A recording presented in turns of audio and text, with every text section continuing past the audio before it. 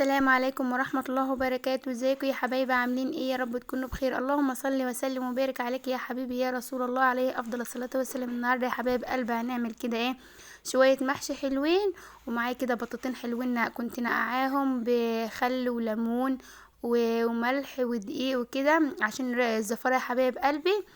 انا دلوقتي هجيب حله وهحط فيها كده قيمه شويه زيت صغيرين، ومعايا كده قيمه 3 فصوص توم.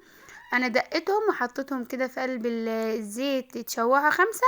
وكمان معايا طبق فيه فلفل وبصلتين وجزر وحبايه طماطم، علشان برضو ايه الحاجات دي بتشيل الزفاره يا حبايب قلبي وتخلي كده نكهه الشوربه جميله. هنشوحها شويه، وهجيب البطاطين نحطهم بقى ايه تشوحوا بقى ايه مع الحاجات دي حبايب قلبي. هنقلبهم كده شوية، هنجيب بقى البط نرصهم في قلب الحلة من تحت. تمام كده. حبايب قلبي اللي مشرفيني من برا مصر ومن جوه مصر، ما نحرمش من تعليقاتكم الجميله.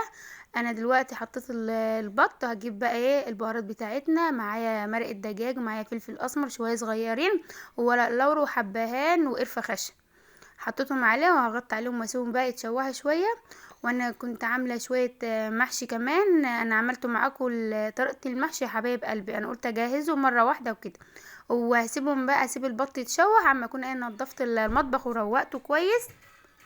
وهغسل شويه الاطباق دول والكوبايات بتاعه الفطار وايه. وهنقلب دلوقتي قبل ما اغسلهم البط يا حبايب قلبي على الناحيه التانية عشان تتشوح من الناحيه التانية. انا هقلبه دلوقتي يا حبايبي على الناحيه التانية، واسيبها كده شويه عما تتشوح من الناحيه التانية، يكون ايه نضفت كده المطبخ وروقته معاكم. تمام كده، علشان ايه بعد ما يتشوح احط بقى الميه بتاعته علشان نطبخ بقى المحشي. انا دلوقتي معايا البطاطين يتشوح، هجيب كده حله ميه حلوه واحطها عليها. بس انا هزود ميه علشان هاخد من المرقه بتاعه البط دي احطها على المحشي وكده. هحط كمان واحده، وهجيب معلقه ملح واحطها بقى عليها. تمام كده حلوين. بس انا هرجع احط شويه ميه كمان علشان ايه انا عاوزه الميه بتاعتي تبقى كتيره. وهرجع لكم تاني بعد ما اظبط الميه. انا حطيت كده الميه يا حبايبي عليها وظبطتها، واسيبها بقى تغلي مع نفسها. وهي دلوقتي ايه غلت حلو، وهاخد منها واحط بقى على المحشي. اللي ما اشتركش في القناه بتاعتي ممكن يشترك، فضلا ليس امرا، علشان يوصلكوا كل جديد. فعلوا الجرس علشان يوصلكوا كل جديد يا حبايب قلبي. انا حطيت شويه ملح على الوش، وبعدين جبت ظرف مرق الدجاج حطيته كمان عليها من فوق علشان يديها طعم كده ونكهه حلوه. وهحط الشوربه بتاعتنا على المحشي من فوق. تمام كده. انا مش عاوزه الشوربه تبقى كتير، انا عاوزه بس تبقى ايه مغطيه الوش، ويكون كمان المحشي بتاعي باين منها، علشان المحشي ما يكونش فيه ميه كتير وكده. هو كده كده الكرنب بينزل ميه يا حبايبي.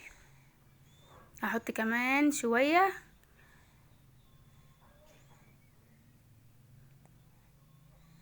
تمام كده حلوين. هحط كمان كرنب كده وخلاص، هي هتبقى ايه كده مظبوطه. هغطي عليها بقى واسيبها يهزها الاول، ولو عاوزه كمان شويه هحط لها. وهغطي عليها واسيبها بقى اما تغلي ههدي عليها. انا بحب المحشي احطه على النار اول ما بيغلي بهدي عليه عشان بيستوي. هروح انا بقى اكون انا نضفت كده ايه المطبخ، انا نضفت المطبخ وخلصته وكفيت الاطباق والكوبايات رصيتها في قلب المطبقيه، سبتهم كده على الرخامه يتصفوا، وبعدين هشيلهم وهشوف بقى ايه البط بتاعنا استوى ولا لسه.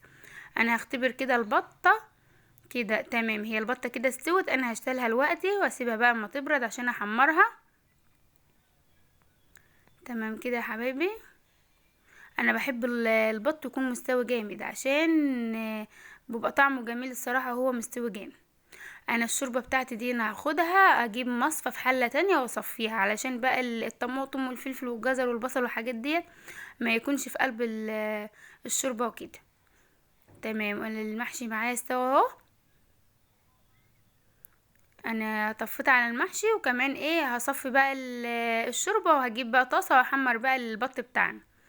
انا هحمر البط يا حبايب قلبي وهرجع لكم تاني، بس انا هحط كمان فخده كده جنب الصدره عشان تتحمر معاها. تمام كده، هظبطها واحمرها وارجع لكم تاني يا حبايب قلبي. هي كده انا حمرتها اهوت، وكده الغدا بتاعنا النهارده حلو وخفيف يا حبايب قلبي، واشوفكم فيديو جديد، مع الف سلامه.